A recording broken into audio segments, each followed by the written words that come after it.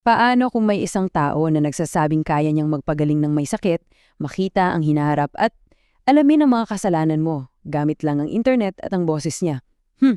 Halika, silipin natin ang kwento ng isang lalaking tinatawag ng sarili niya na Astral Healer of the Internet.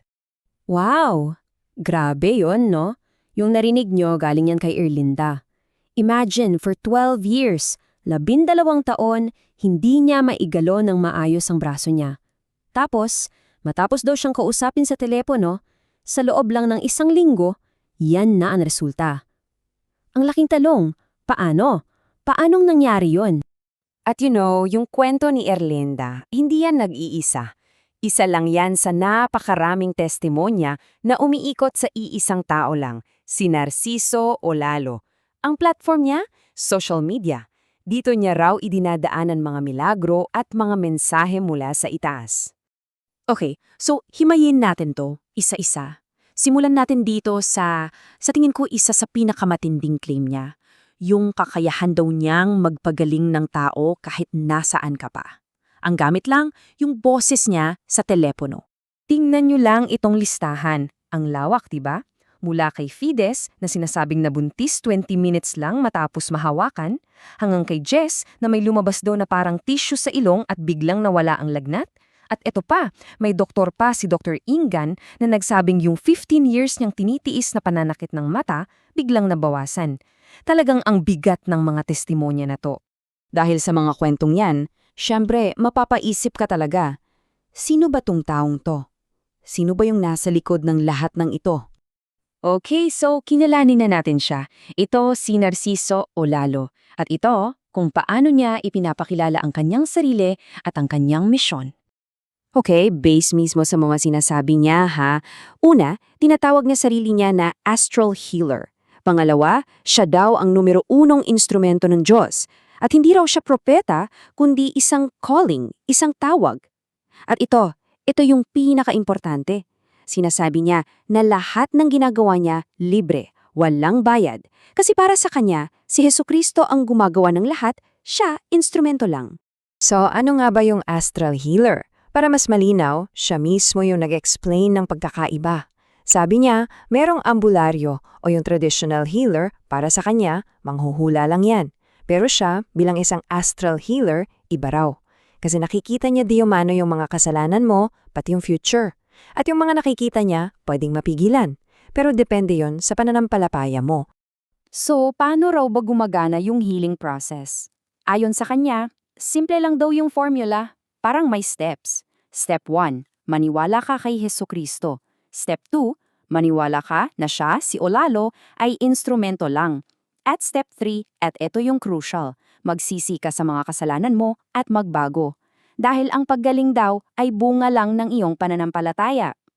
Pero teka, hindi lang pala pagpapagaling ng sakit ang kaya niyang gawin. Meron pang mas mabigat. Dito napapasok yung sinasabi niyang kakayahan na makita raw niya yung mga pinakatatago nating sikreto, yung mga kasalanan natin. At hindi to yung parang general statement lang ha. Ang sinasabi natin dito, yung tipong diretsahan niyang sasabihin sa'yo, ang isang bagay na, well, ikaw lang dapat ang nakakaalam. Halimbawa, itong si P mula sa isang actual na healing session niya. Dito, may kausap siyang babae. Tapos bigla niyang sinabi na nakikita niya na may tinukso itong lalaking may asawa. Sabi pa niya, yung nakikita niya, yung babae sa kanan, kayo yon. Imagine mo yun. Sinabi pa niya na yun daw ang dahilan kung bakit nahihirapan siyang gumaling. Ganyan ka specific, ganyan ka personal. Okay, so galing tayo sa individual healing, tapos sa pag-reveal ng mga personal na kasalanan. Ngayon, palakihin natin yung scope. Pag-usapan naman natin yung mga sinasabi niyang visions ng mga malawakang kalamidad. Heto, isang example. Diretso to mula sa Facebook post niya.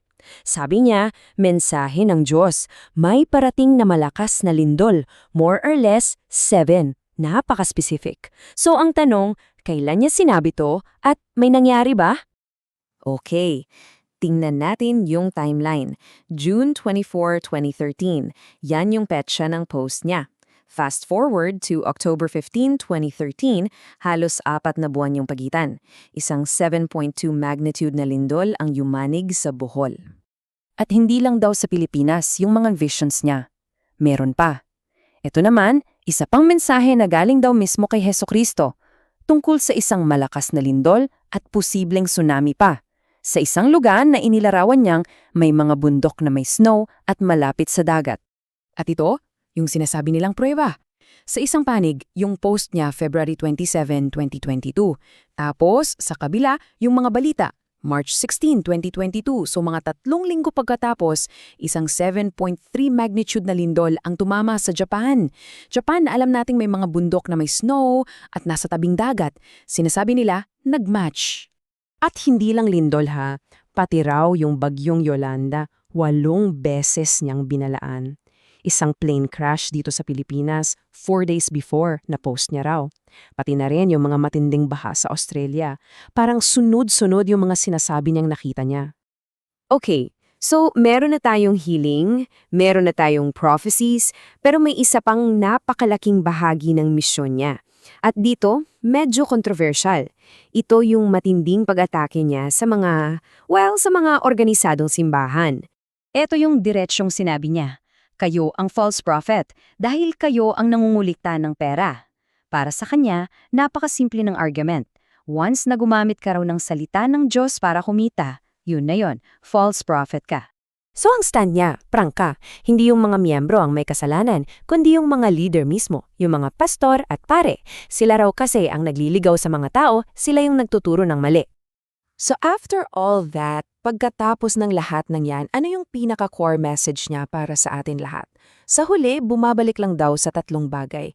3 simpleng hakbang. Magsisi sa kasalanan, magbago ng buhay, at magkaroon ng matinding pananampalataya.